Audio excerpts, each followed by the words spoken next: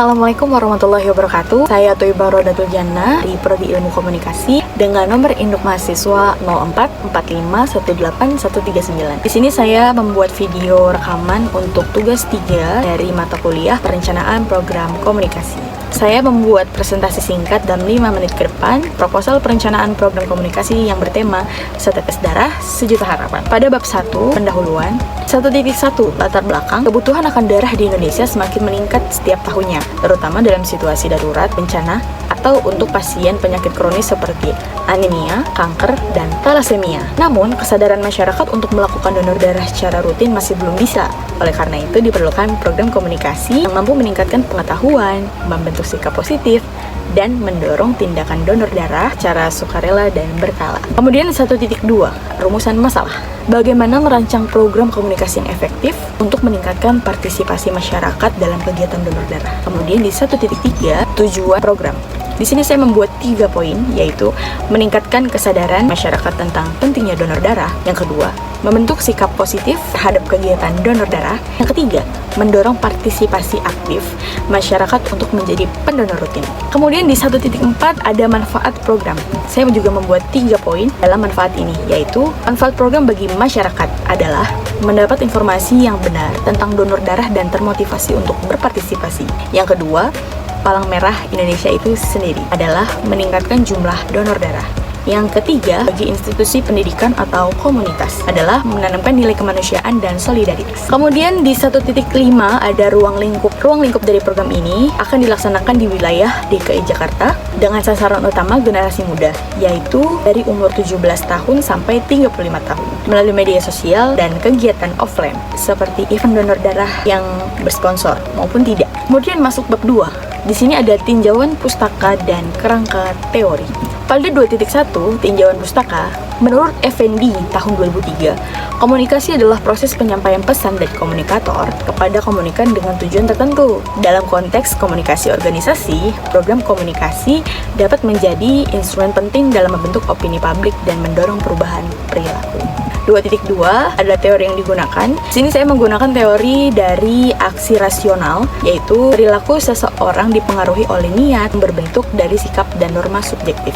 Yang kedua, saya menggunakan teori model Laswell, yaitu siapa mengatakan apa, melalui saluran apa, kepada siapa, dan dengan efek apa. Yang terakhir, saya menggunakan teori komunikasi persuasif, yaitu komunikasi yang dirancang untuk mengubah sikap atau perilaku audiens dengan pendekatan rasional dan emosional. Kemudian di sini ada 2.3, kerangka pemikiran. Dengan mengintegrasikan pesan edukatif dan persuasif melalui media yang tepat serta melibatkan tokoh berpengaruh, program ini diharapkan dapat menggerakkan audien untuk melakukan donor darah secara sukarela. Kita masuk ke bab 3, yaitu perencanaan strategis. Di sini 3.1 ada analisis situasi atau SWOT. Yang pertama, S, strength, adalah banyak komunitas peduli sosial. Yang kedua, W, weakness, yaitu mitos dan ketakutan terkait donor darah. Yang ketiga, opportunity, yaitu maraknya penggunaan media sosial. Yang terakhir, ada threat, yaitu kurangnya kontinuitas pendonor.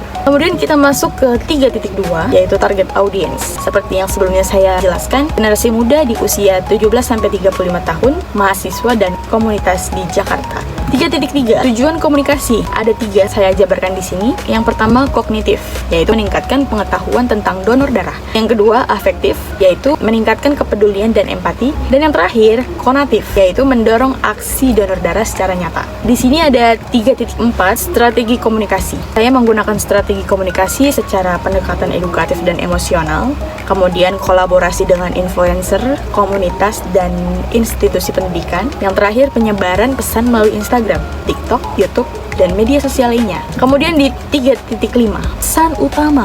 Di sini saya menggunakan pesan utama, yaitu setetes darahmu bisa menjadi sejuta harapan bagi yang membutuhkan. Donorkan darahmu sekarang juga. 3.6, ada media atau saluran komunikasi. Di sini saya menggunakannya. Yang pertama ada media sosial. Media sosial di sini adalah Instagram, TikTok, YouTube, Twitter, dan lain sebagainya yang mensupport kegiatan ini.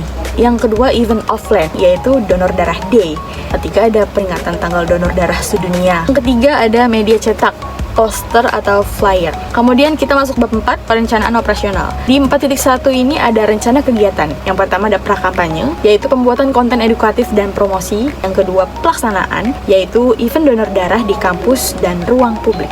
Yang ketiga pasca kampanye, umpan balik dan dokumentasi kegiatan. Di 4.2 ada jadwal pelaksanaan. Program dilaksanakan selama 3 bulan Juli, Agustus, September di tahun 2025. Dan selanjutnya ada 4.3, anggaran biaya. Di sini saya akan menyesuaikan anggaran biaya dengan sumber dana dan sponsor.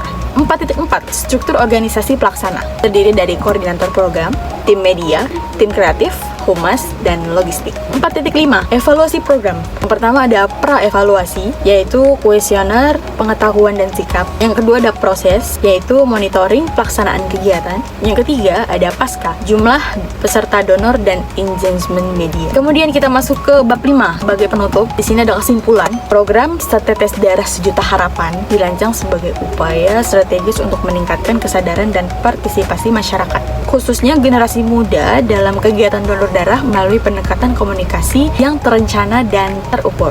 Terakhir, saran. Diperlukan dukungan berbagai pihak seperti Palang Merah Indonesia sendiri, pemerintah, media, dan komunitas agar program ini dapat berjalan secara optimal dan berkelanjutan. Terima kasih atas perhatiannya. Sekian dari presentasi singkat saya. Mohon maaf apabila ada salah kata atau kalimat. Saya akhiri.